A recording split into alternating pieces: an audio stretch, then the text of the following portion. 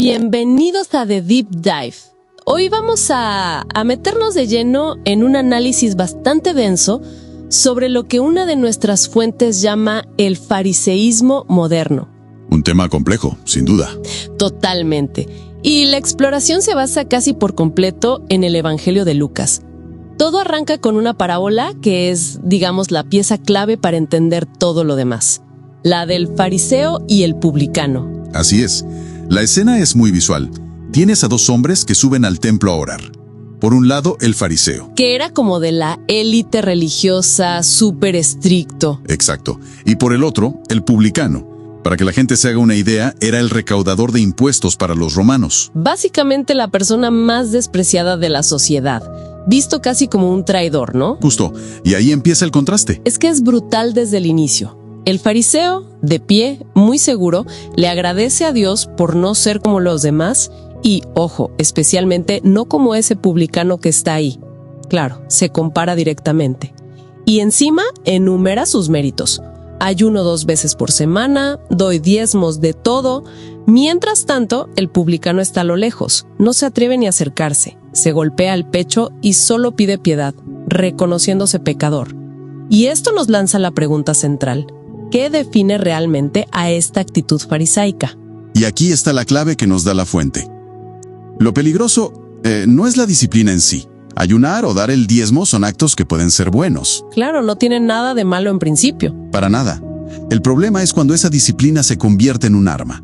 Cuando dejas de usarla para tu propio crecimiento y la empiezas a usar para medir, para juzgar y sobre todo para menospreciar a los demás. Ahí se cruza la línea. Ahí es donde se cruza la línea hacia la autojusticia. Claro, es la confianza ciega en las propias obras. Y el texto, nos recuerda que Jesús los llama hipócritas, con una imagen que es potentísima. La del vaso, ¿verdad? Esa misma. La de limpiar un vaso solo por fuera, mientras por dentro está, lleno de codicia y maldad. La apariencia de rectitud lo es todo. Y esa apariencia los obsesiona. Se fijaban en detalles mínimos, externos, como si Jesús se lavaba las manos antes de comer, pero ignoraban por completo lo que el texto llama la justicia y el amor de Dios. O sea, se enfocaban en la cáscara e ignoraban el fruto. Tal cual. Esa imagen del vaso es tremenda.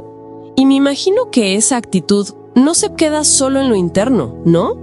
¿Cómo se manifiesta este fariseísmo en el día a día según la fuente? Pues mira, se manifiesta en una crítica constante, en ver siempre la paja en el ojo ajeno, pero no la viga en el propio. El clásico juicio rápido.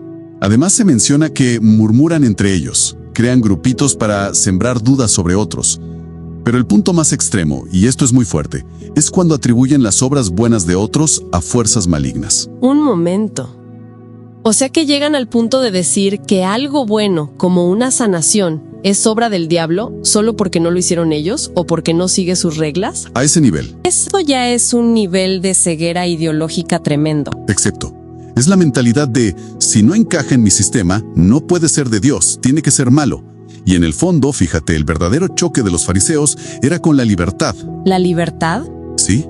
Odiaban que Jesús predicara un camino a Dios basado en la gracia, no en las obras. Odiaban que comiera con pecadores, porque eso rompía por completo su sistema de control. Ahí entra esa otra frase durísima que menciona la fuente.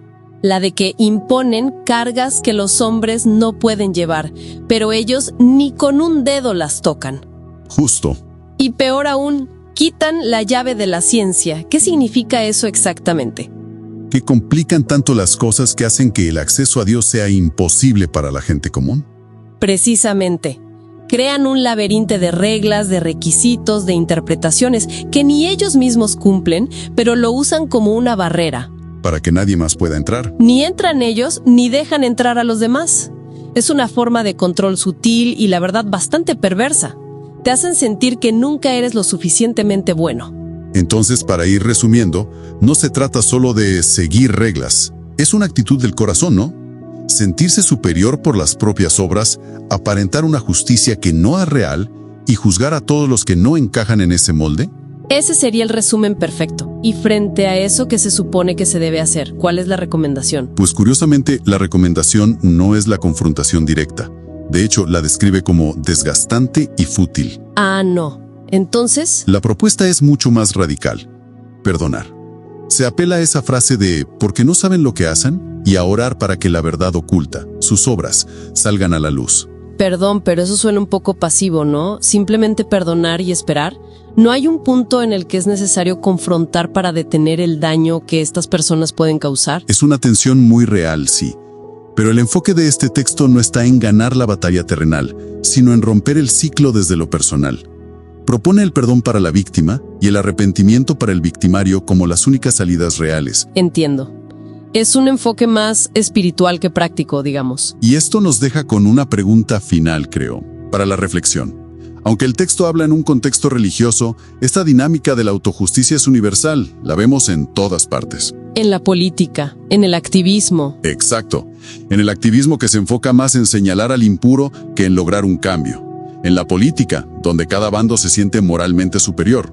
La pregunta no es solo cómo identificar al fariseo de afuera, sino en qué momentos, quizás sin darnos cuenta, somos nosotros quienes estamos aplicando la regla en lugar de la gracia.